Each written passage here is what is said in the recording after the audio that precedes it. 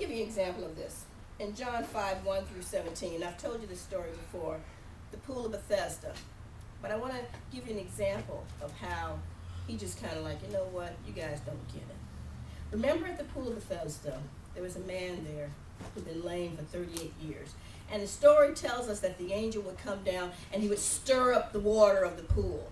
And as the water was agitated, people would get into it and they'd get their healing. Now, I'm just using this as an example because we all understand that stirring up a pool of water is stirring up the consciousness of man. But that's another sermon. I'm not going to talk about that today. I'm just taking the story for face value as it is, just to use it as an example. So the story tells us that the angel came down and he stirred up the water and all these people would jump into the pool and they'd be healed. Well, there was this one dude that was laying on his mat for 38 years. 38 years. You'd think that after 38 years he'd be able to like inch himself along and be able to get to the pool's edge, but that's not what the story tells us. But anyway, Jesus said to him, well, why are you still here after 38 years? And he said, well, I can't get the pool. He says, the angel comes down, stirs up the water. He says, the people jump ahead of me. You know, they jump around me. I can imagine. You know, folks are like, man, you can't get up. You got luck. I think somebody would have helped your brother up. But they decided, that's not what the story tells us. So Jesus says to him, well, do you want to be healed? He's like, well, yeah, I want to be healed. He said, pick up your mat and walk. Get up. And the guy did. He was healed after 38 years of being paralyzed. So he's going on about his merry business, but you know, the good old boys club, they were looking for every opportunity to bust Jesus' chops. Anything that they could. And they saw this guy walking around there. They're like, whoa, hold up. You're walking with your mat. You're not supposed to be working on the Sabbath.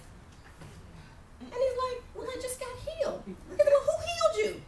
He's like, well, Jesus did. They're like, oh, really? Working on the Sabbath. Another demerit point for him. Fine. He disappeared into the crowd, so they couldn't catch up with him. So, a little later on, Jesus is in the temple, and they questioned him about him working on the Sabbath, and he's like, you guys don't get it. My Father is always working, so because my Father's working, guess what? I'm working too. You guys don't get it. You don't get it. The Father doesn't abide by your Sabbath laws. So in John 7, 21 through 24, I need to read this to you. You're going to love this. John 7, 21 through 24. They asked him again, they questioned him about him healing on the Sabbath because he was breaking all the laws. You know, they didn't like that. And he says, Jesus replied, I did one miracle on the Sabbath and you're amazed. But you work on the Sabbath too when you obey Moses' laws of circumcision. For the correct time, if the correct time for circumcision for your son falls on the Sabbath, you go ahead and do it so as not to break the laws of Moses. So why would you be angry with me for healing a man on the Sabbath? But here's the clincher. Check it out. Look beneath the surface so that you can judge correctly. Talk about sticks in their eyes. They didn't get it. What are you talking about? You don't understand what the Sabbath is about. It's not about a day when you're not supposed to be walking. It's a day when you're still doing the work of the Father. They didn't get that. But he got it. And he was trying to tell them that. He was trying to save them from their own ignorance and its effects, a.k.a. the laws of cause and effect. He was trying to help them out. He was trying to help them out, but they didn't get it. Their ignorance was keeping them blind to the truth. They were blind to the teachings, even though they were like, right here. Metaphysically, the Sabbath. See, I tell you, don't be afraid to read this. There's some great stories in here, man. There's some great stories in here. I love it. I love it. Metaphysically, Sabbath.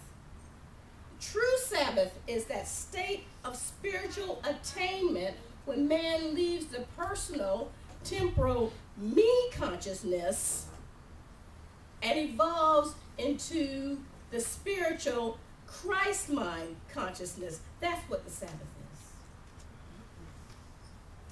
You go from me to Christ not. Now, when humans can cease believing in our own works and truly rest in the scripture of John 14:10, which tells us, I of myself can do nothing, the Father abiding within me does all the work, then you've entered the Sabbath. Then you've entered the Sabbath. The Sabbath is kept anytime we enter into a spiritual consciousness and rest from thoughts of temporal things, things of the physical realm. Every time you connect with spirit. Every time you go into your meditation. Every time you say, you know what, God, I need to have a conversation with you. Every time you call on your angels, you are in Sabbath. Now, let me just clarify this. I don't expect this church to be empty next Sunday because y'all decide, well, we don't have to go on Sunday. Reverend Schultz and everybody on Sabbath. That's not what I'm saying. You guys get it though, right? You get it. I expect to see everybody here next Sunday because I got your phone numbers. I'm going to call you. You're on my cell phone. Where you at? Get out of that bed. It's time for church. It's all good. Within that consciousness, we enter into the silence of our soul, into the realm of spirit, and there we find rest and peace. Now, the seventh day, metaphysically, let me tell you what that's about. Represents the perfect stage of one's spiritual unfoldment. That's what the seventh represents. Perfect stage of your spiritual unfoldment, the seventh. We enter that stage of spiritual unfoldment, and there awaits the rest and the peace that we're looking for. In other words, the Sabbath can be experienced anytime. In Sabbath, we are tuned inward and upward to God, and we consciously acknowledge his presence in our life and in our heart. When man becomes one with divine mind, he has the spiritual power to use the same creative law that Jesus did during his miracles. Our big brother Jesus reminded us, this and greater works shall you do.